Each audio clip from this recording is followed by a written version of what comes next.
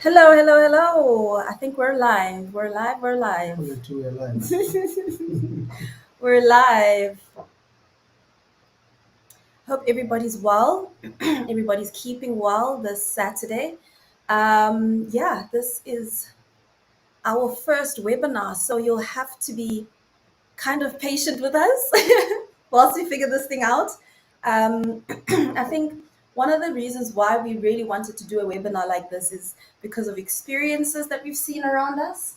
And also because it's something that we're very passionate about in seeing young people and young couples thriving even beyond this pandemic. So yeah, as we embark on this journey of trying to figure out this technology and trying to get this webinar done, please do bear with us. What we do know for sure is that the pandemic has taken a lot of strain on relationships and most of all finances in relationships. There are some very important conversations that have often been avoided. And because a lot of them are very sensitive conversations, but we simply also just have no language or had no language for some of these experiences. We know that money is the leading issue that couples often clash over. We've seen this is evident and evidence highlighting money as the leading cause for divorce after cheating. When speaking to financial advisor, a particular financial advisor on the sit down live last year in conversation, she highlighted that in many instances during the lockdown and the pandemic, when it came to business losses and job losses, women bore the brunt, but also managed to keep their families afloat. But why do we still reserve the title of breadwinner to men? Or why do we assume that the role of breadwinner in a relationship is for men and men alone? Or for the masculine figure in the house or the home? Have our perceptions of gender roles impacted our financial future? Where can we start? And how can we take charge of our finances in our relationships as well as, as women? Clinical psychologist Viwa Dweba and independent financial educator Eunice Sivia join us today and help us with tools and also just unpack this conversation and shape our money conversations in our relationships where full disclosure and vulnerability are concerned. So without any further ado, I'm actually struggling with Eunice's feed right now, but I'm going to bring on viewers along so that we can start the conversation. Um, let's see. Technology. Hey, technology. Let's bring on viewer.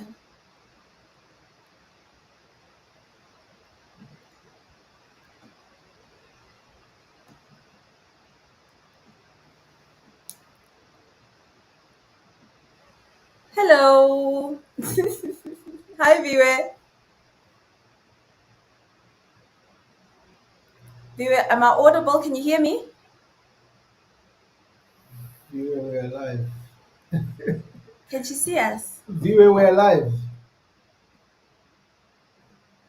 Am I audible? Hello, viewer.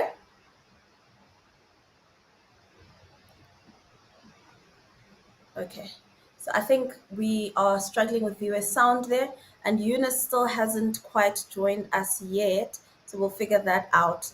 Um, yeah, so today's conversation will really be about like practical tools. We're going to be talking and discussing really practical tools around finances, as well as having the conversation with your partner around finances. And I remember, I mean, this is something we reflect on quite a lot. It was, I think, 5 or 6 years into our relationship where we sat down and we were like, okay, what are your goals and aspirations in life? And we then kind of figured out what our dreams are. And it was like, I've been living with a person that I don't know for all this time. I think more than anything, people change over time. I Mm. think we've found that who we were a few years ago has changed over time, and therefore it's always important that you check in and check the latest version of the person you are with. You don't want to be operating with the old hardware but a new software. So I Absolutely. think it's important that we just keep checking in on where we are, headspace and heart space, and all the good stuff. Yeah, I think Viewer is viewer back. might be back. Audible. Hi, viewer. Yes, you are. Hello. I think there might be a little bit of a lag. Am I audible? Am I audible? Am I audible? Yes, you are. Am I audible? Am I audible? Viewer, Am I hello. audible? Viewer. Am I audible? Is she looking or I think she's the okay. technology gods? The technology is doing the things. Yeah, so it was such a turning point for us during that time where we actually found we I found out the dreams and aspirations that my husband has outside of family, outside of the responsibility of taking care of the family, and yeah, like what car do you want to drive in the next 10 years, or If you what want to drive, if you want to drive? What yes. kind of house do you want to live in? If you still want to be around, Where do you want to go on holiday? yes. You know, what kind of holidays do you appreciate versus some of the things that we plan together as a family? So yeah, these are some very, very important conversations that we really established, and it was such an interesting learning curve as well to just know that a person has dreams and aspirations outside of you and outside of family. So yeah, quite interesting. So I'm trying to see how viewer um viewer, can you hear me? Yeah. Technology gods are not working with us.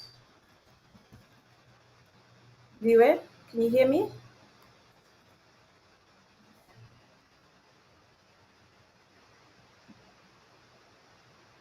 I think we're still struggling with viewers feed over there. We're still struggling with that feed. Okay, let's give it a few seconds, and then we'll get back into it. And maybe some housekeeping in the meantime. Yeah.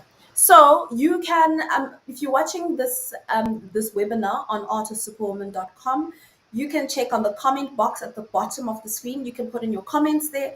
If you're watching it on YouTube, you can pop your questions into the question box or the comment section.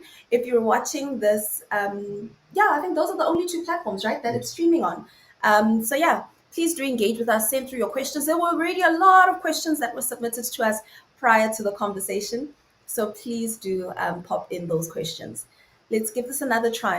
And I suppose we're dealing with some of those questions at the end of the. At the end of the Yeah. webinar, a lot of the questions already that had been submitted via the questions and the web and Of the registration. the registration, we will be addressing them during this webinar. So yeah, And the let's giveaway. see. And the giveaway. We have a giveaway of the books. That's supposed to come in at the end. That is the surprise at the end. We're keeping them on. They must know that we're giving something in the meantime. So or let's else- let's see. or else we do I think viewers issues. viewers should be fine now. Let's see. And then we're waiting for Eunice to just join.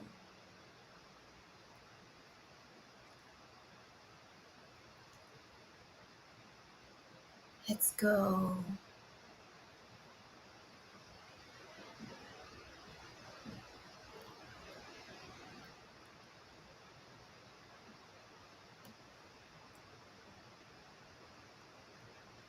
Okay, so I think she just went off, and Caitlin's gonna come back on.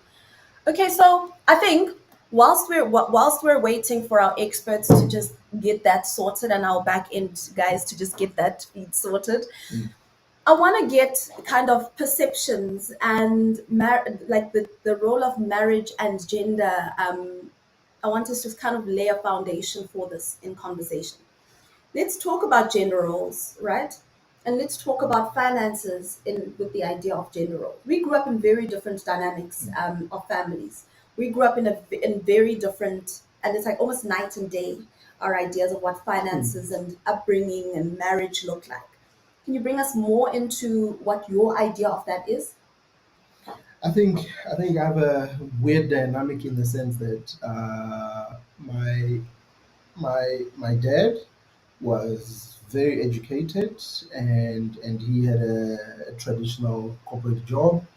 He worked for Telcom at the time, And my mom wasn't very educated. She started work very early on. She had to look after her family. So she was the firstborn, and her dad got, at the time it was terminally ill when she was in standard six, and she's had to go fend for her family, and she never looked back. So she's been working since standard six at the time. And in our family, the strange thing about even with that setup is that my mom had the discipline and the financial, let's call it hunger, to get more and do more and always be, in inverted commas, hustling. So when my mom was working, she had 500 side jobs. I mean, she sold veggies on the weekend. She made cookies, Yeah. for her stuff. So she had a lot of work. And my dad, on the other hand, I mean, he earned a decent salary, but weekends he would watch TV, and there was just a different, let's call it, discipline about, and hunger relating to money. And unfortunately, my dad passed away when we were young, so I hadn't experienced his, let's call it, financial behavior. But the little I know of them when he was still alive was that my mom was always doing something, getting something extra. And I almost want to say my dad was chilled, but my mom has always had the hunger to do more. And even after my dad passed away, she's always had multiple businesses, and she's continued to have multiple businesses. So my perspective and perception of, let's call it, roles, it's somewhat skewed in the sense that I I I've always seen my mom go out there and do it, do more. But I'm very well aware that this is not the general outlook of what families conduct themselves like. So, but of course, your upbringing has a bearing on your behavior. And I had a very frugal mom, and my mom, one thing that still sticks with me today is my mom worked in a factory that made clothes for Edcon for the longest of time, and she's always seen how much they make the clothes for versus how much they sell They for. sell that. And she's always had a frugal outlook, towards life, and I suppose that's partially how I've grown to become. Yeah. I mean, and then I come from I the am property. I'm full on Team Bumabara. And I think I then come from a completely different space where my dad was the primary breadwinner for majority of our lives. And so I mean, even in how we moved around the country, right? My dad was constantly getting transferred for work, constantly moving around the country for work, transferring from one post to the other within the organization that he worked for, which is a corporate. And in so doing, we were always tagging along with him. So it was always my mom ensuring that the kids find a school, ensuring that we go house hunting, ensuring that the house is in order, and then she would find a job wherever we settled. It was like a footballer's wife's Yeah, life. if we managed to settle down wherever we were for a good amount of time, then she'd find a job wherever we were. But other than that, I think it was very our upbringing was that us kind of tagging along with my dad, and financially it was really about, and it was always like, um, it was weird because my mom always had her own money either way. She always had a side hustle or two going on at the same time.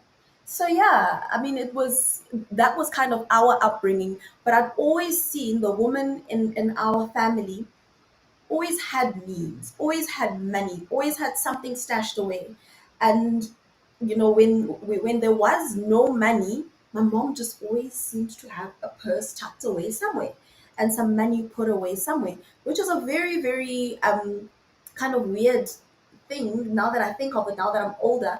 I'm like, where did you find the money? Because she wasn't in a conventional like job, but she always had something that she was doing, whether it was something to do with network marketing, or it was something to do with buying things and selling them. I remember at some point when I was young, she would buy fish and make amagwinya. She would make fish and amagwinya and then go sell when I was very, very young.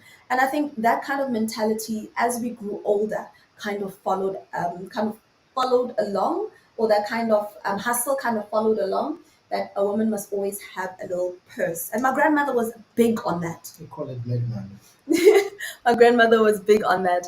And so, I mean, one of the things that Vivo is going to reflect on with us is what have what has she observed in terms of the dynamics of gender roles within the African household, and when it comes to managing finances between couples and between us, how have the patterns changed over the years and over